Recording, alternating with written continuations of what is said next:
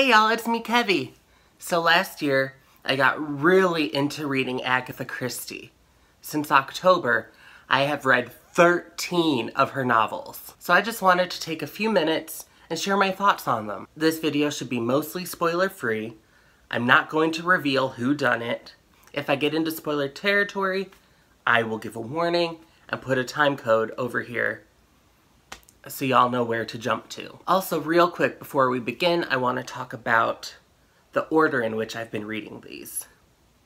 Now, there's plenty of booktubers and articles that talk about what's the best order to read Agatha Christie. I have paid attention to none of those. My reading order has been primarily determined by what's on sale for Kindle.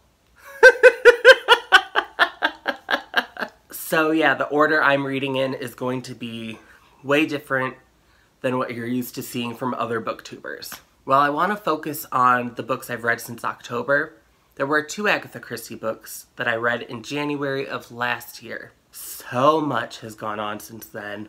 It's been so long, I really don't remember them at all. So I only want to touch on them briefly. First up is Murder on the Orient Express. Technically the first Agatha Christie I read, but I don't remember it, so I'm not really counting it. However, this is one of my favorite movies of all time. I remember I enjoyed being able to see the source material it came from. The other book I read long ago was Man in the Brown Suit. It's not your typical murder mystery, it's more of an adventure thriller romance kind of book, which isn't really my cup of tea, so I didn't really care for it. This book does introduce Colonel Race, who is a recurring character throughout Christie's works. He's currently in the one I'm reading right now, Cards on the Table.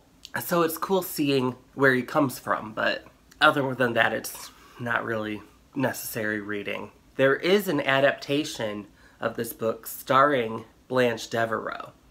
Now, it isn't very good, but it's starring Blanche Devereaux. And I love me some Golden Girls, okay? So now the first book I want to properly talk about on this video is The Pale Horse. An adaptation of it came out on Amazon last year, and I decided I wanted to read the book first.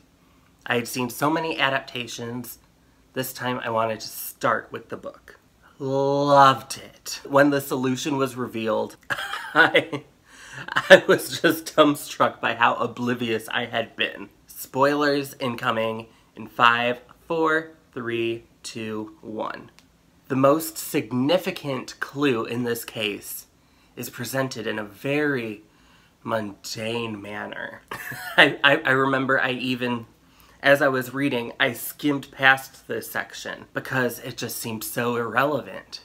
Then when they finally revealed the answer, I felt like such an idiot. But I did learn my lesson. Now I know anything, no matter how insignificant it seems, could be a major clue. I really loved this book, and it was a great way to ignite my passion for reading Agatha Christie. The next book I read was The Murder of Roger Ackroyd, my first official Poirot. I really enjoyed this book until the end. This is considered one of Agatha Christie's greatest works. I understand why, it's a very good book. When it first came out, some critics weren't too fond of it and said that Christie was cheating. And frankly, I'm kind of more in that ballpark with this. Spoilers in 5, 4, 3, 2, 1. After my experience with The Pale Horse, I was reading so closely for the clues in this book. Once they finally reveal who did it and what the clues were, it really bugged me. The most significant clue that they talk about is that there was a 10-minute time jump in the narrative. Every book by every author has time jumps.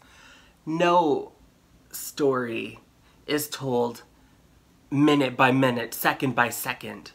That would be so boring for a reader.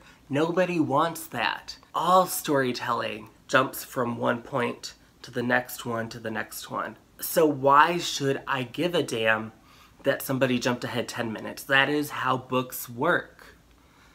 So the fact that that was the main clue is ludicrous. Really rubbed me the wrong way. This wasn't my favorite Agatha Christie because there just weren't proper clues for me to pick up on. I appreciate its literary significance, but it just didn't do it for me. In the version of The Murder of Roger Ackroyd that I read, at the end of the book there was a little essay from Agatha Christie where she said, the case Poirot would be most proud of would be Appointment with Death. So I decided to read that next. The opening of this book is so exciting and really pulled me in fast. But after that, it becomes so slow. This book takes forever to happen. I would have put this book really low on my Agatha Christie list, except for the ending. Spoilers in 5, 4, 3, 2, 1.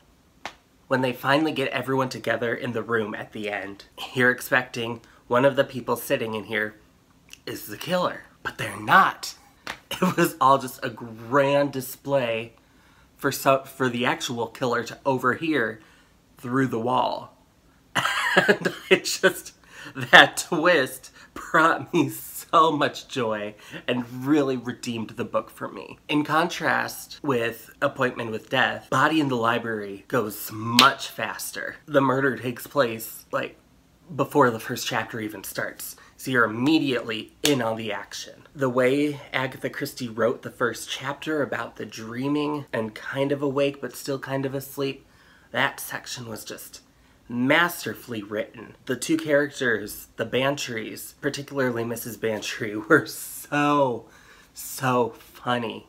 This was easily one of the funniest Agatha Christie books I've read. After Body in the Library, I read Witness for the Prosecution. Witness for the Prosecution isn't a full novel, it's one of her short stories.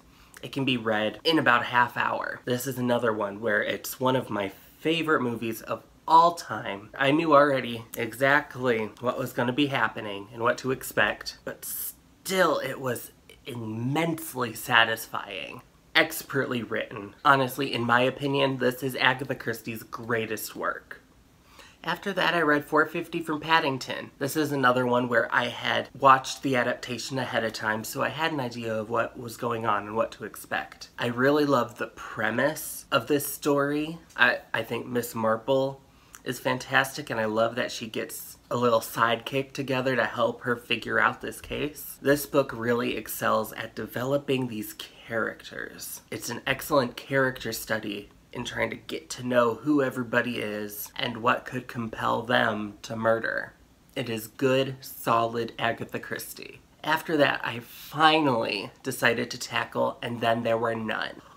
Ooh, again, I'd seen this movie many times, one of my favorites, but it had been long enough since I'd watched it, and I knew that the movie made changes to the ending, so I went into it with the expectation that I didn't know what would happen. Even though partway through I did start to remember things, the movie ending didn't change as much as I thought it would. The ending was still a huge surprise. Oh, it was a delight to read. Even though that I knew there had to be a solution. As I was reading, there's no way to work it out. It was so exciting. I was so eager to find out who could have possibly orchestrated this whole thing. Oh, I thoroughly enjoyed this book, and I get why it's considered one of her best works. How do you follow up And Then There Were None? I finished it the week before Christmas, so I decided, let's go to Hercule Poirot's Christmas. This book easily became one of my favorites. Honestly, I liked it better than And Then There Were None. That is huge. With And Then There Were None, there really aren't enough clues to figure out definitively who done it. You can make a guess, but it's really just a guess until the big reveal. That's part of the fun of the book. But when I read Hercule Poirot's Christmas, I had a suspicion almost from the moment the murder happened of who I thought did it. And as I kept reading, I kept picking up on things that felt like they were clues confirming my suspicions. And I got to the end and I was right. Oh my gosh. The feeling of solving your first Agatha Christie. Oh my gosh. Whew. That was the first time I was able to solve one of these mysteries on my own, and I was so proud of that, and is easily the reason it ended up so high on my favorites list. Hercule Poirot's Christmas also has a classic Agatha Christie storyline. You've got a large family all under one roof, one of them ends up dead, and now you have to learn about everyone else in the house to try to understand them mentally, to figure out who could have done it. I did solve this one, but I didn't think it was necessarily an easy or obvious solution. When I reached the end, I thought it was very clever, and I enjoyed it immensely. Next, we're going to be going from one of my favorite Agatha Christie's to one of my least favorite. And this is gonna be an unpopular opinion, and I feel so bad because this is widely considered one of her best works. Forgive me, but I did not like the ABC murders. I had watched the Amazon original series back when it came out, and I loved it. I thought the solution was genius. It was so much fun to experience, and I was excited going into this book. Knowing who had done it, I could look for the clues and try to figure it out for myself as I was reading. But my problem with this book was that even though I knew who to look for, I could not find any clues. There was absolutely no way I could have solved this case myself. When the killer was revealed, it was more of a just, okay, I guess so. Sure. This one didn't have the excitement I feel reading other Agatha Christie's at the end where all of the pieces finally come together. This one just didn't have enough pieces. I'm sorry if you like this one, it just was not for me.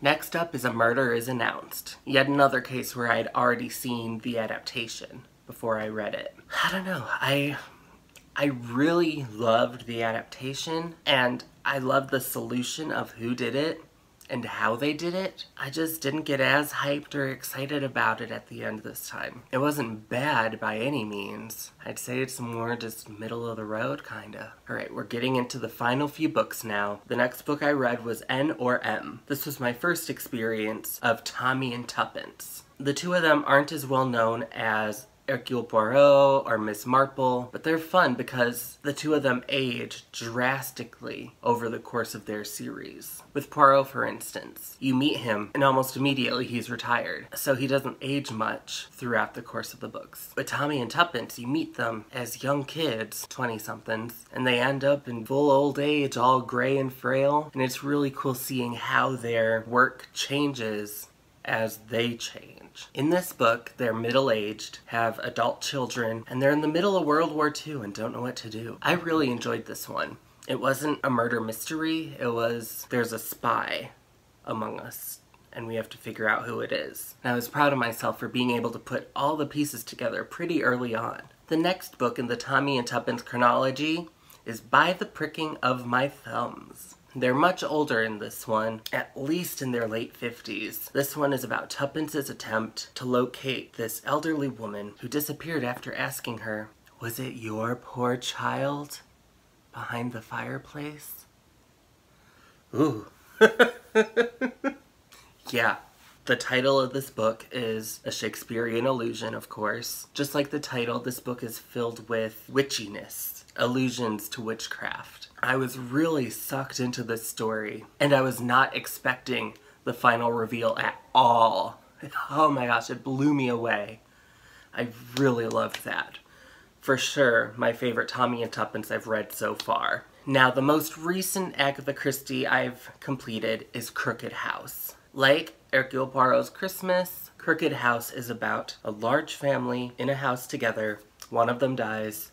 Who in the family did it? I'd already seen the movie of this and I loved it. I loved the reveal and the way they wrap it up and end it. So unexpected and satisfying. Knowing what happened though didn't damper my enjoyment of this book because it allowed me to pay closer attention to the clues. I love how heavy-handed Agatha Christie was with the clues in this book, but through her impeccable use of misdirection, it's easy to overlook them. Honestly, if I hadn't known who the killer was before reading this, I don't think I would have figured it out. I'd say this is easily one of her best. So there you have all the Agatha Christie books I've read so far. Before we close, I just want to show you a quick list ranking all of the ones I've read so far from favorite to least favorite. Let me know your thoughts on these books and if you agree or disagree with my opinions. I'm currently reading Cards on the Table, followed by Five Little Pigs, The Clocks, Ordeal by Innocence, and Three-Act Tragedy. Let me know what other Agatha Christie novels I should read. And in a few months' time, I'll do a follow-up video discussing the next batch of books I've read. Thank you all so much for watching. Don't forget to like and subscribe. And if it pleases and sparkles, I'll see you in the next video. Mwah!